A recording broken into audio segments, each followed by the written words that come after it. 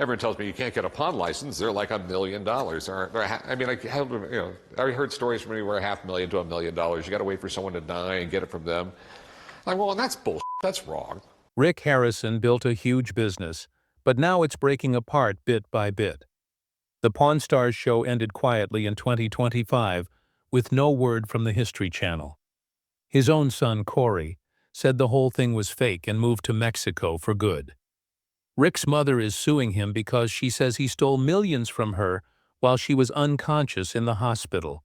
And after losing his father, his mother, and his son in just a few years, Rick is trying hard to start over with something he calls Pawn Stars 2.0.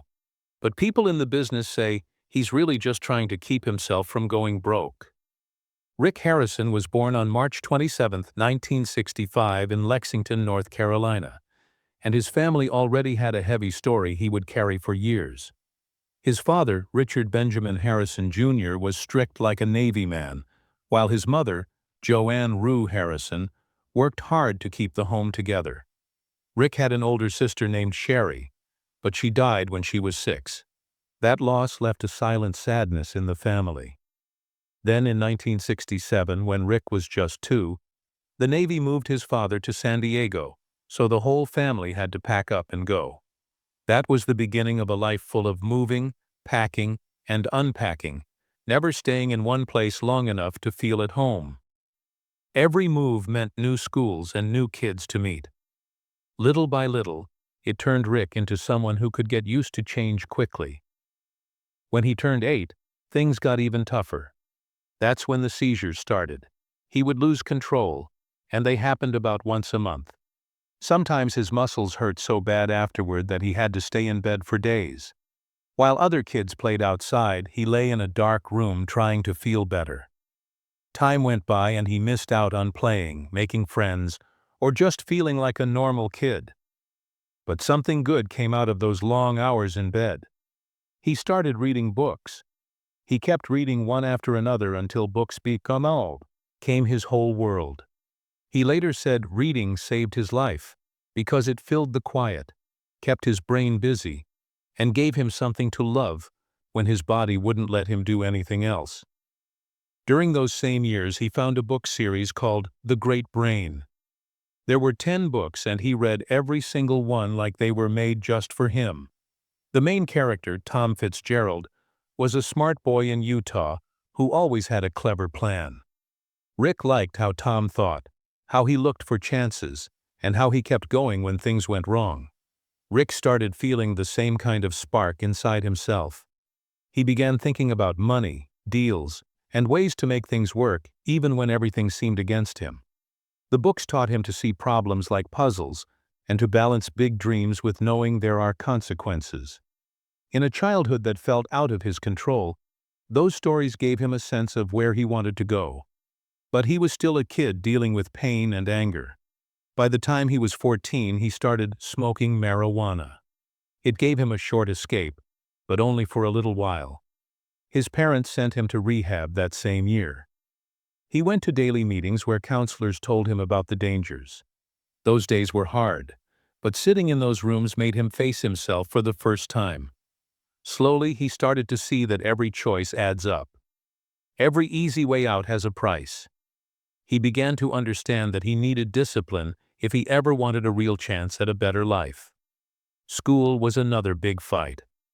Because of the seizures, he missed so many days that he fell way behind. By 9th or 10th grade, he decided there was no point in staying. Schools back in the late 1970s weren't ready to help kids with problems like his, so he left.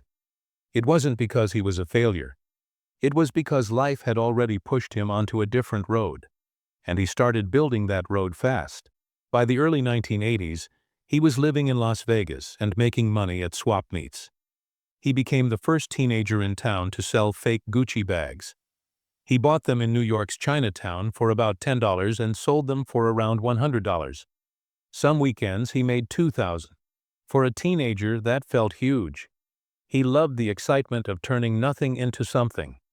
And he learned that when something sells well, other people jump in too. When cheaper bags from Asia started coming in, his money dropped. Instead of giving up, He drove to the Los Angeles garment district and found a new idea. This time it was fake Jordache jeans. He bought them for about 15 and sold them for $40 or $50.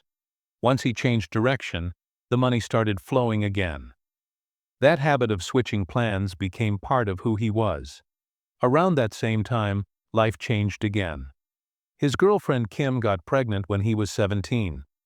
They had some tough times early. Then their son Corey was born on April 27, 1983, just a few days after Rick turned 18. He decided to marry Kim. In a place like Las Vegas, their young marriage became something people talked about. 2 years later, they had another son, Adam. But being young parents plus Rick's constant work pulled the marriage apart. By 1985, they divorced, and Rick got custody of both boys. That made him work even harder because now 2 kids needed him. Then came the year that forced the whole Harrison family to start fresh. In April 1981, a real estate crash in Kentucky took away everything Rick's parents had built. They were left with only $5,000, and that had to pay for moving, rent, food, and whatever came next. They moved to Las Vegas, hoping the city would give them a new beginning. Back then, Las Vegas was rougher, smaller, and nothing like the shiny tourist spot it is now. The Harrisons arrived knowing no one. But in just weeks, they opened the Gold and Silver Coin Shop. It was only 300 square feet, barely room for customers to step inside. Rick worked there in the day and repossessed cars at night. Some days they barely made $100, but they kept going. There was also a weird rule in the city back then.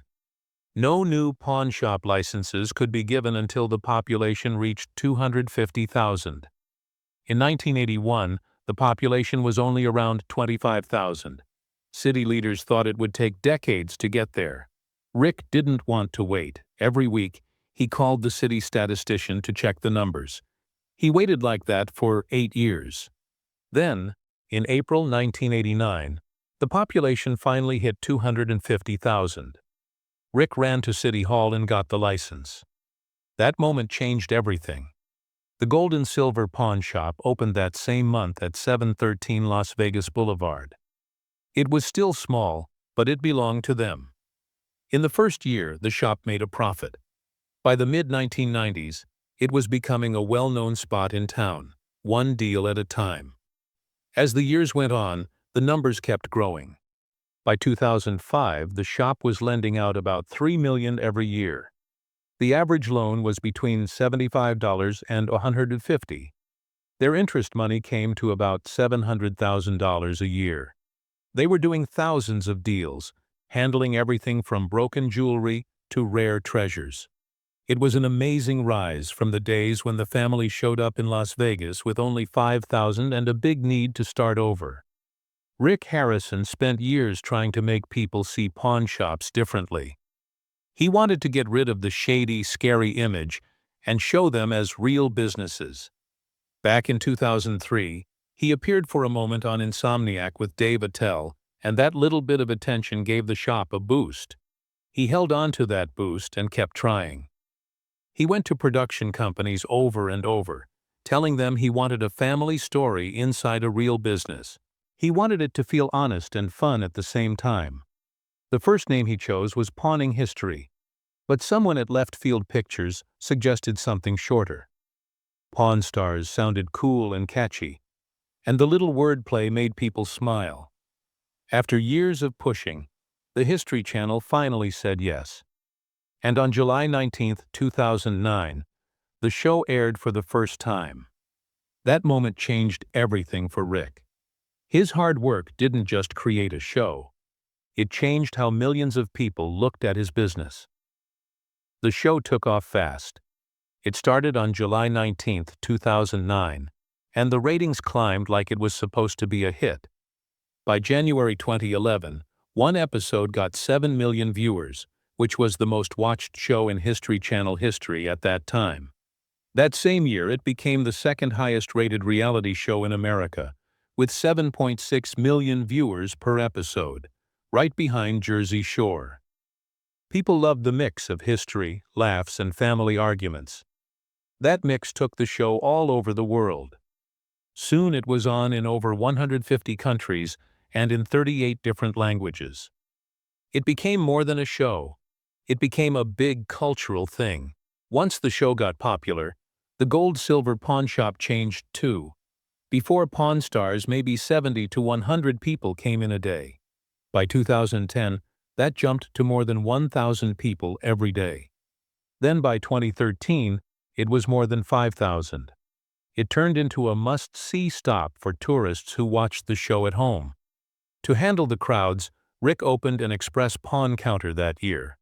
He hired almost 30 new workers and spent $400,000 to make the showroom bigger, until it reached about 15,000 square feet.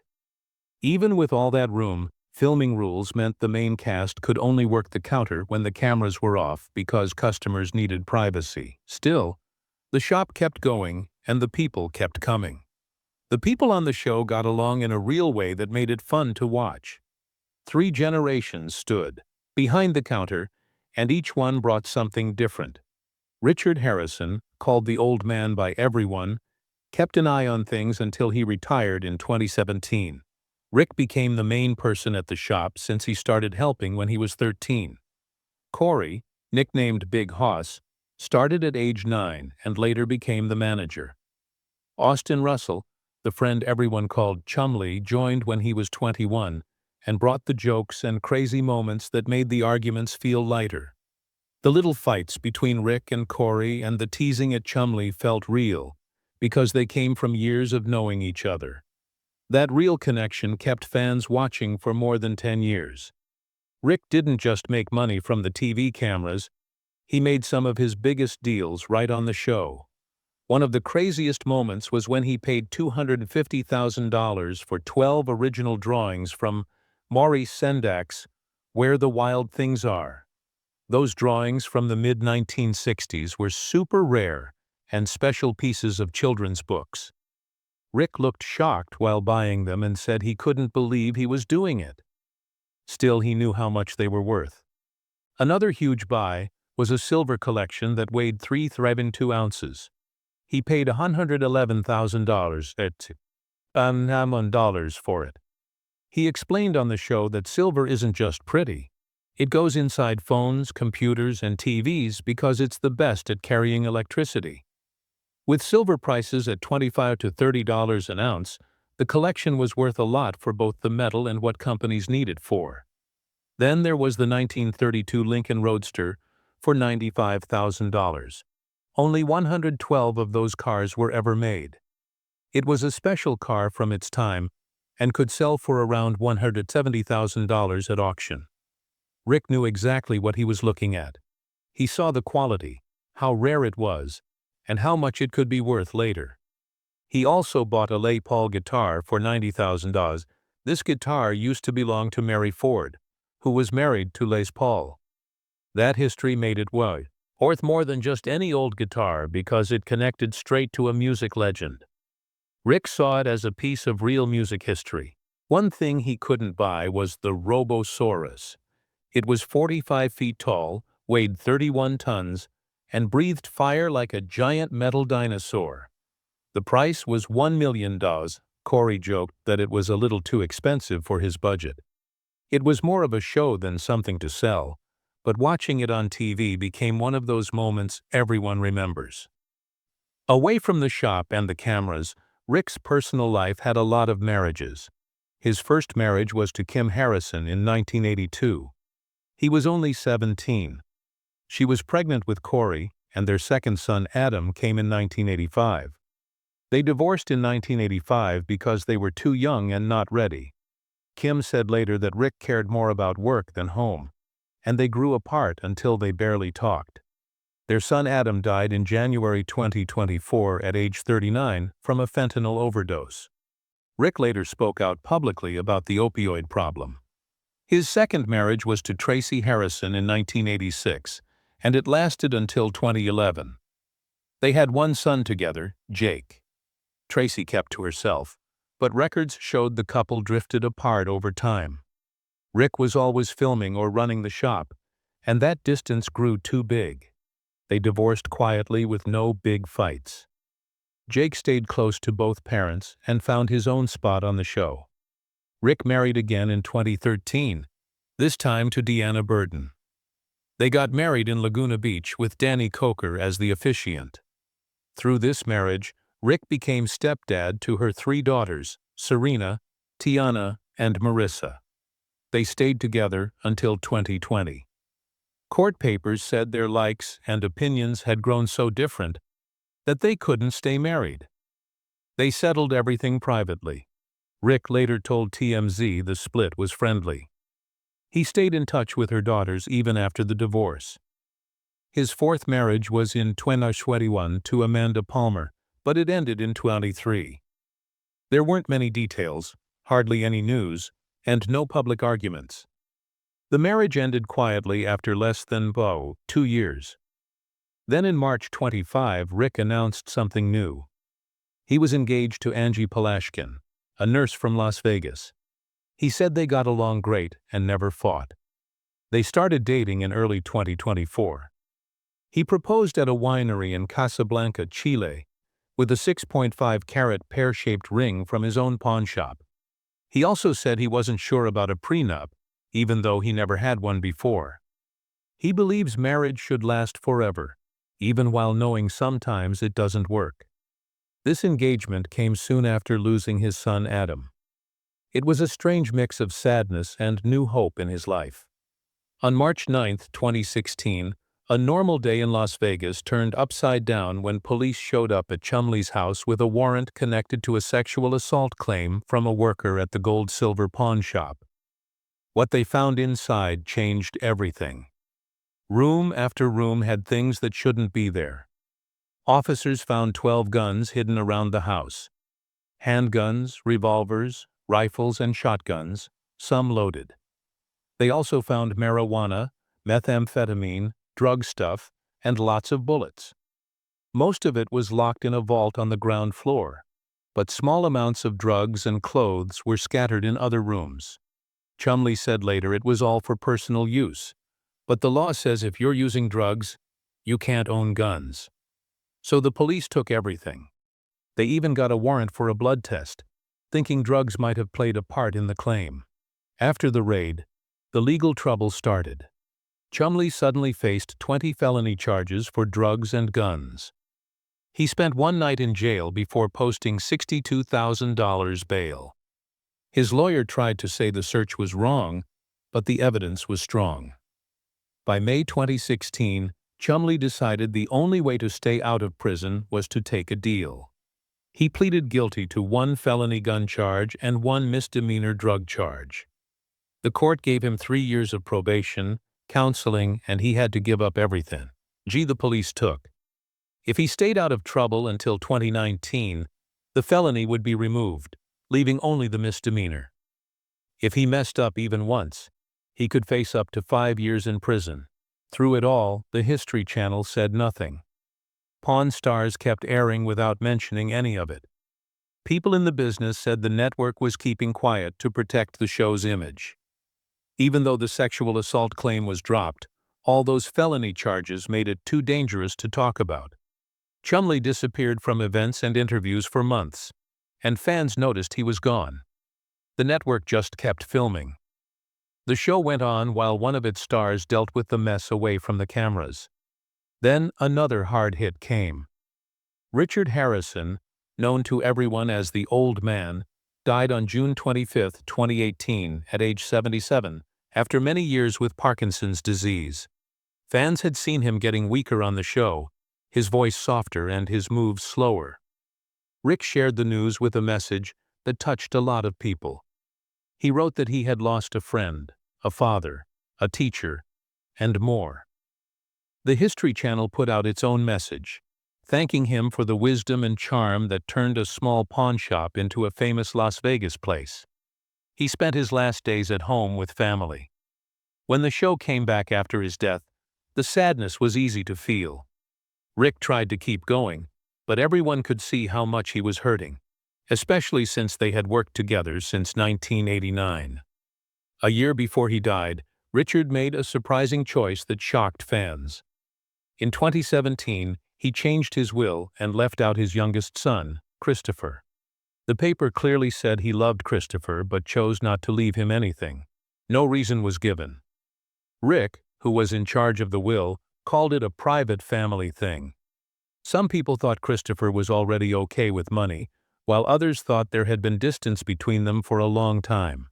Joseph and Joanne were named to get things. The change made people ask a lot of questions, especially because it happened so close to the end of Richard's life. The family prob.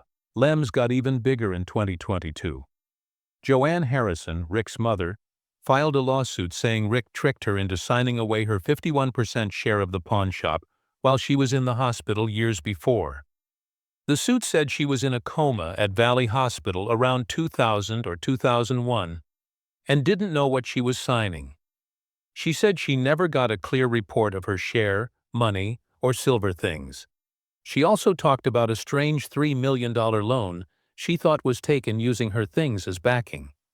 Her lawsuit showed a painful story of a family dealing with broken trust, sadness, and old hurts after Richard died. Then the sadness grew deeper. On January 19, 2024, Rick's son Adam was found unresponsive in a Las Vegas guest house where he had been living after getting out of jail recently. He was only 39. The Clark County coroner said he died from accidental fentanyl and methamphetamine poisoning. Both drugs were at deadly levels. Adam had struggled with addiction for years, going in and out of rehab while Rick tried hard to help him. But the pull of drugs kept winning. In the end, he was caught in a cycle he couldn't escape. His death brought huge grief and put the family back in the public eye as people looked at the growing fentanyl problem. Rick talked openly about how much it hurt him. He said nothing is worse than losing a child. He talked about putting Adam in rehab many times. Each time Adam came out clean for a while, then fell back. Rick said he never thought it would end this way. His honest words touched a lot of people who had felt the same pain. Many parents saw their own lives in what he said. Those talks became a quiet reminder of how addiction can slowly destroy a family. After Adam's death, Rick started speaking out more.